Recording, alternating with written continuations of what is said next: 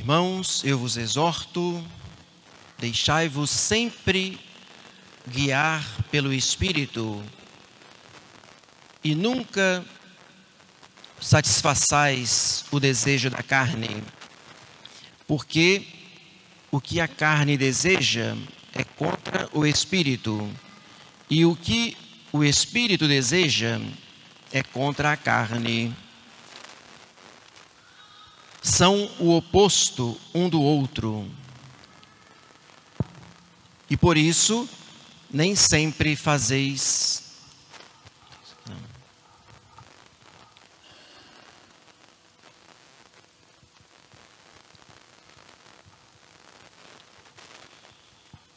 é isso, não.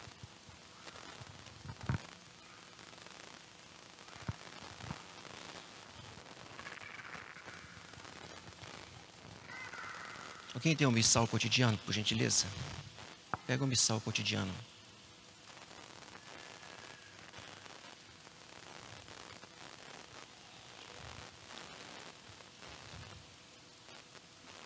Leitura da Epístola de São Paulo Apóstolo aos Gálatas.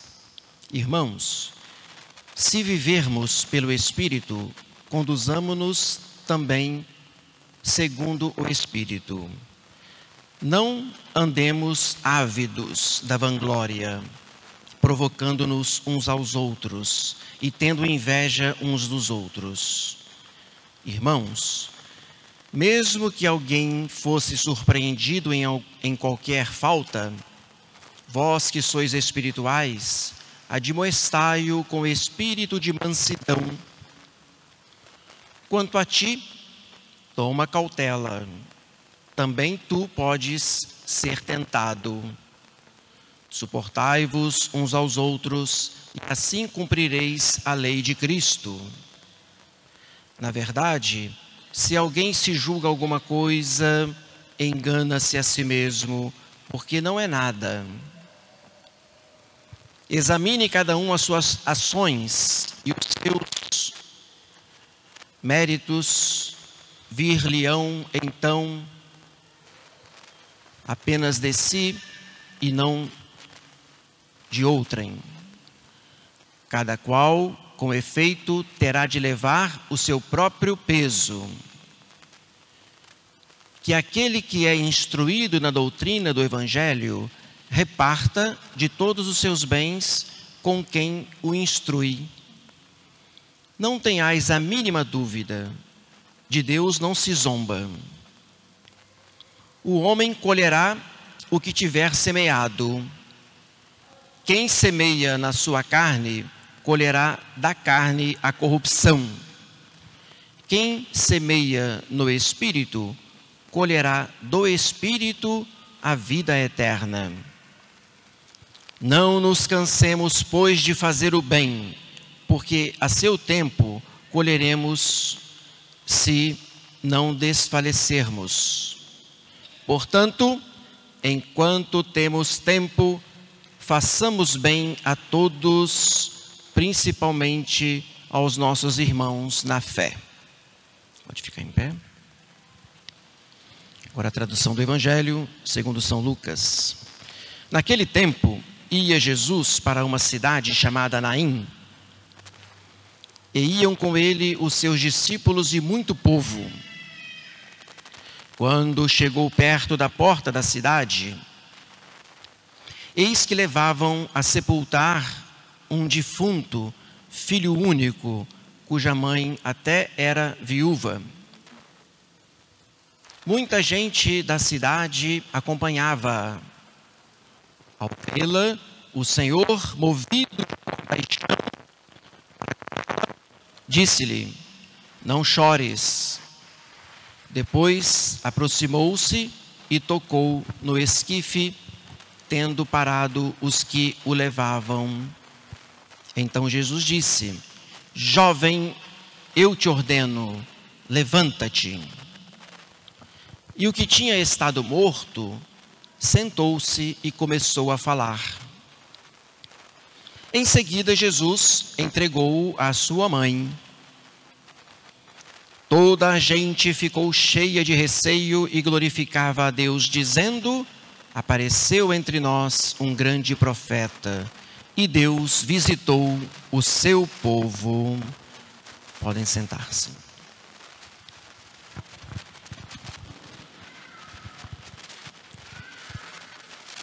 Estamos no 15º domingo depois de Pentecostes. Todos os dias, quando o sacerdote começa a sua missão, ele coloca no seu coração, pensando qual vai ser a alma que eu irei salvar hoje. Qual vai ser o morto que eu irei ressuscitar, espiritualmente falando.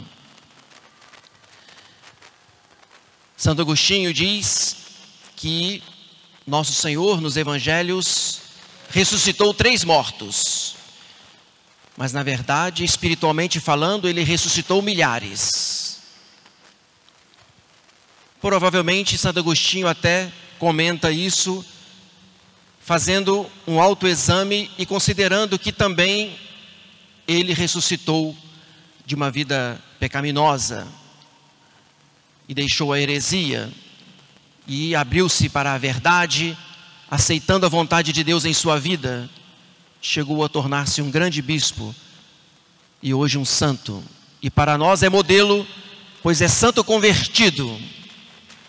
E se nos entusiasma muitas vezes aqueles santos que foram inocentes a vida inteira e nunca cometeram um pecado mortal, também deve nos entusiasmar os santos convertidos, como Santo Agostinho, Santa Maria Madalena.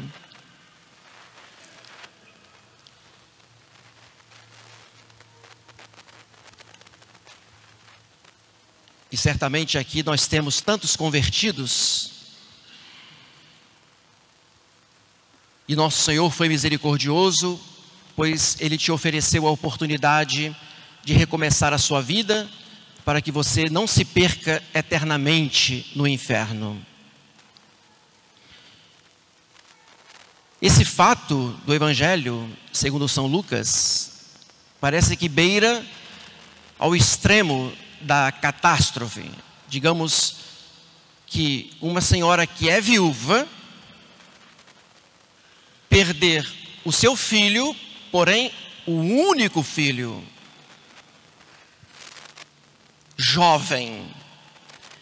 Então a gente vê aqui que de fato se trata de uma situação muito deplorável, né? São muitas dificuldades e provas e cruzes, digamos assim, ao mesmo tempo.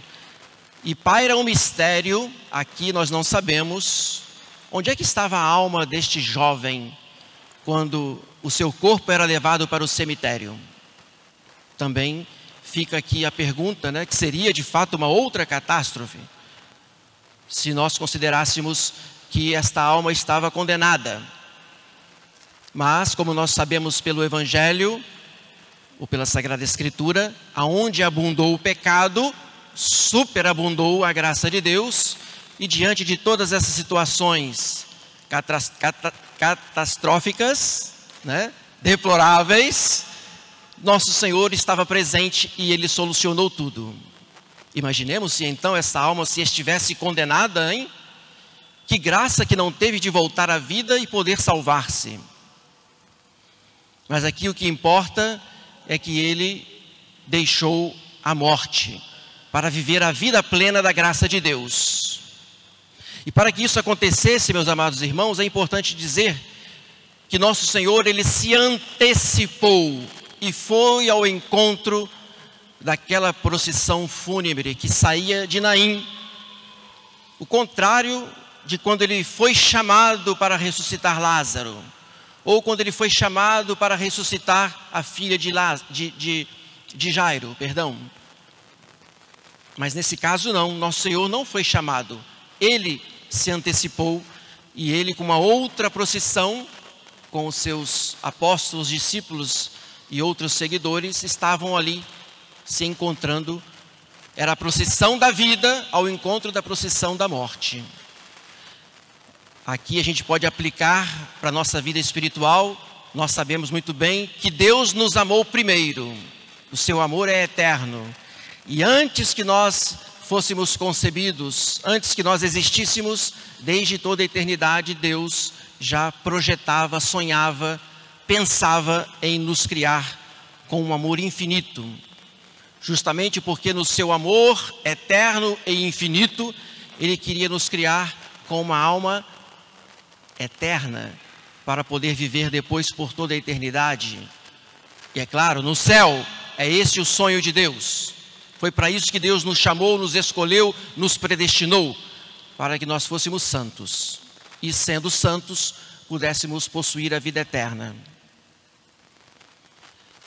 E pelo Evangelho, nosso Senhor, além de antecipar-se, Ele vê, e com o seu olhar, Ele perscruta, sonda e vê o íntimo daquele coração despedaçado, daquela mulher viúva, mas também vê a situação deplorável do jovem morto. Um pouco acontece conosco. Nosso Senhor, Ele também nos vê com a sua sabedoria, e Ele, como Deus, Ele sim conhece os nossos pensamentos, as nossas intenções, os nossos sentimentos, o profundo do nosso ser. Quando Jesus viu, Ele se compadeceu e as suas entranhas se comoveram ali, como se o seu coração tivesse misericórdia e pena. Certamente nosso Senhor, conhecendo o nosso fundo mal, a nossa miséria, Ele tem misericórdia também, e ainda por causa da nossa miséria, nos ama muito mais, pois o amor de Cristo por nós se revela através de seu amor misericordioso. E nós não podemos conhecer profundamente o quanto nós somos ruins. Deus, nosso Senhor, sim sabe, pela sua sabedoria. E por isso mesmo, enquanto nós estamos vivos e enquanto temos tempo de nos salvarmos, o olhar de Cristo, que perscruta o nosso ser, é um olhar de amor e misericórdia, pois Ele ainda, com a sua graça, pode nos salvar.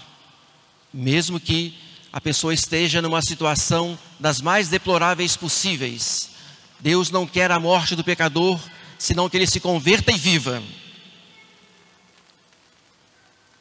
E quando eu falava aqui de conversão, talvez num passado não muito distante, quem sabe nós não estávamos numa situação deplorável de uma vida pecaminosa, profundamente pecaminosa, quando a pessoa se apega e não quer deixar os seus próprios erros.